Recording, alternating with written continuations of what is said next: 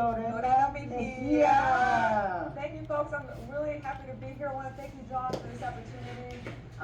Muchas gracias. Thank you. I'm happy to be here. And I want to say saludos to everybody que nos están viendo ahorita por todo San Antonio, por todo Texas, por todo México, por todos los Estados Unidos. Muchas gracias por acompañarnos en este día. Es un placer tenerte aquí. Igualmente, es un placer para mí también.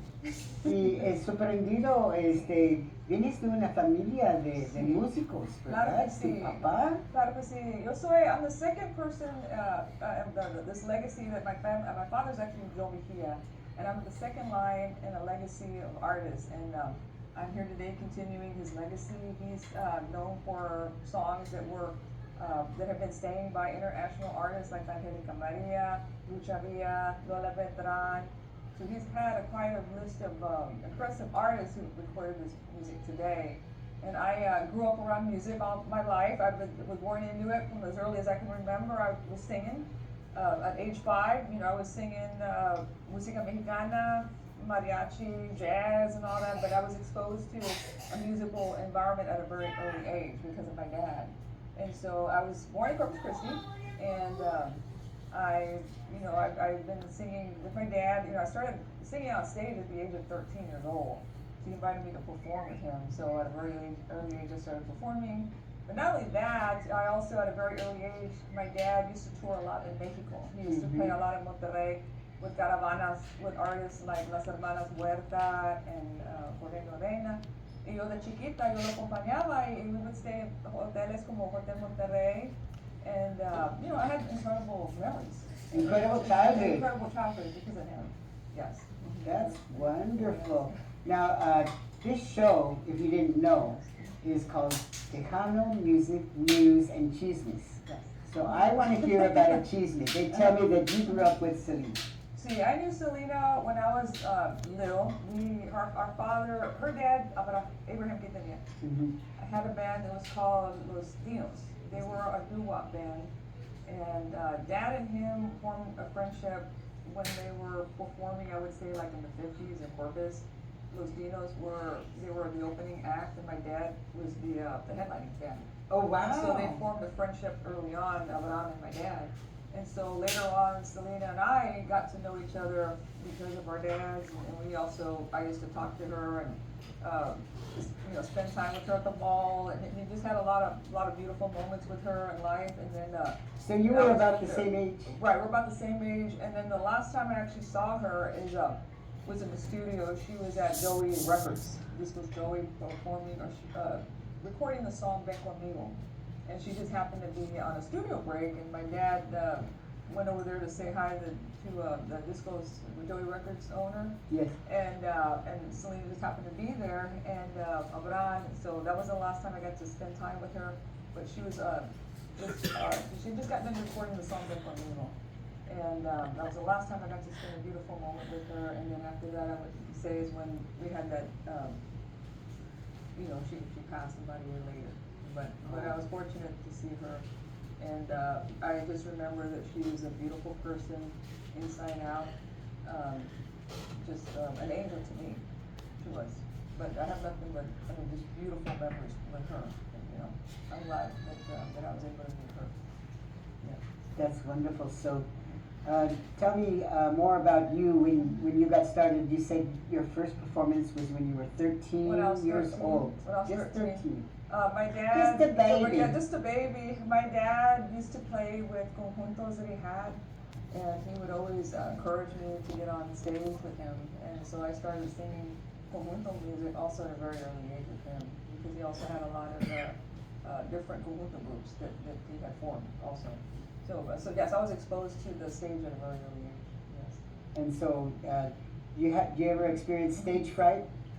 No, I guess it's just second nature, because I've been doing it so long, since I was little, and just being around Dad and his groups, and being around other, through him I got to know a lot of other famous musicians like Isidro Lopez, because my dad was also a member of the Isidro Lopez group before he went on to form his bands. He had been a member of the Grupo Tole La Rosa. That is my dad's compadre. He was actually their best man. He was the one that was the best man at my parents' wedding. Lorena Rosa, he's a legend, you know, legendary accordionist. And then also, my dad had also played with Oscar Martinez, the guy that wrote Tejano Morado. And as a matter of fact, he baptized my brother. So, I also, the godparent. The godparent, Oscar Martinez, who wrote Tejano Morado. And as a matter of fact, his daughter, Iris Martinez, she's got a program also on Sundays, the Oscar Martinez show. She was a childhood friend of mine too. We kind of grew up together. It was cute because when my dad used to practice with her dad, their band. Yes. The children, we would get together and we'd all play. You know, you had your own band. Right. Yeah. We had your side band going on. We'd be outside, you know, playing and stuff like that. So I got to know a lot of the famous musicians' children. Because I would, while our dads were practicing, you know, we would go outside and ride bikes. So I knew Iris Martinez. What did they tell you? Go play on the freeway. They would say, go play, go ride your bike. She said, I always remember you with your big wheel, you know, because Iris is a little bit older than me. And then, but yeah, just. I had a big wheel. And then Ciro Lopez too. I want to say hi to his family too, because his daughters, Della and Delma and all that, they also hang out with us when our dad and Isidro used to practice their band, and I used to play with them too. So all these all these musicians, children, you know, we still keep in touch today, but you have awesome memories too of playing with them outside, and you know when we would play outside with our bikes and all that while our dads were practicing their bands and stuff. So yeah. So you got used to the stage, you got used to the limelight. Got used to it. And you had no stage fright whatsoever. Do you know that Barbra Streisand actually suffered from terrible stage fright? And she had to write the words to her songs on the floor so that she could remember, because she was terribly afraid. And I love Barbra Streisand. She's an amazing artist. I do.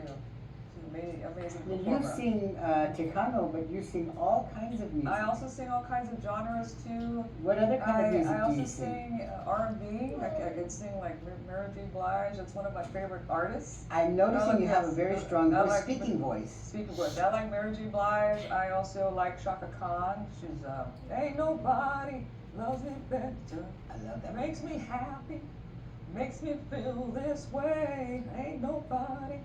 So I like singing all kinds of. Those are some of my favorite artists too. But I was gonna say, when I was going to college in Arizona, I also got discovered by a famous musician named Eddie Benitez. Oh, wow. He's known for. He's a famous musician. He's also a producer. He produced music with George Benson, Howard Hewitt, with Shalimar from Shalimar. So I also got the opportunity to record with him. He was actually, back in the 90s, he was looking for a group to form like the Cover Girls. Yeah. And so I auditioned for him, and he liked it, and then he decided to form a solo project around me. We recorded a very impressive demo, and we got the interest of several major labels also in New York City. But Eddie also knew people like Clive Davis. He knew, because he had also been a Fania recording artist too. Fania recording label is actually the label that had artists like Johnny Pacheco, Celia Cruz. So Eddie Benitez was also a member of the Fania record label. And he also used to produce, in the 90s, Latin freestyle songs with Ellis Pacheco, who happens to be Johnny Pacheco's son. So I was lucky to work with Eddie Benitez. You've been everywhere, all over the world in the music business. And he unfortunately, he passed, Eddie Benitez, a few years ago. It's been about 5 years, but to this day, it was wonderful recording with him in the studio, because he taught me a lot about vocals, you know, with singing. He was also a very strong mentor for me. And I got a lot of studio experience with him too, with Eddie Benitez, working with him in the studio. Well, tell us about what's happening in the Tejano world. Right now? What are you working on right now? Well, right now I'm promoting an album that's called Con Cariño. And Con Cariño, and this song is a special album because it's I would say it's a beautiful legacy or tribute to my dad and his music, because the album also features not only songs of mine, but it also features songs of his too, that he recorded before he passed. These were songs that I had originally I was going to keep private with amongst the family, but when he passed in 2020, I decided to release it to the fans, because I think that's what he would have wanted. Of course, to not hold on to the music and release it. So I got the music mastered by Mr. Gilbert Velasquez, who's a good friend of mine. He was just here last He was just year. here, yeah. He mastered the music, and then I also we also worked on my songs too. The song that I released from this latest project, the first one to be released was Basta Ya, which is a remake of the Marco Antonio Solis song. And I decided to record that because I've heard other artists record it like on banda, otro estilo, but I thought that our onda Tejana needed our own version of Basta Ya, so that's when I decided to step up to the plate and, Okay, and record good. that we could have our own Tejano norteño version of it. So did you bring a clip? Yes. Which one did you bring? Basta Ya. Basta Ya, okay. Yeah. So here we have her, Basta Lorena Ya. Mejia, Basta Ya. Basta Ya. Basta Ya. Here we're gonna hear it now. Basta Ya. Basta Ya.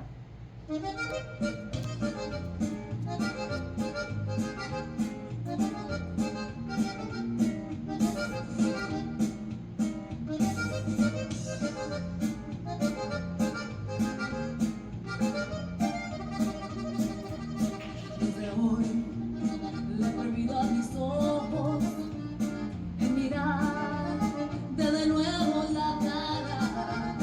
Tienes algo que acaba conmigo, que a mi mente, que a mi alma separa. ¿Por qué renunciar a quererte antes que ya no tenga remedio? Si mi vida dejara tu suerte, mi camino será un cementerio. Y basta ya de tu conciencia de esta forma tan absurda, de ver a diario como echas a la basura mi corazón, lo que te doy, por tanta fe de ver en ti felicidad. Me llevaré la dignidad de no caer más en tu juego. Haré de todo mi interior nuevos senderos y oraré hasta lograr que algún día ya no te vuelva a recordar.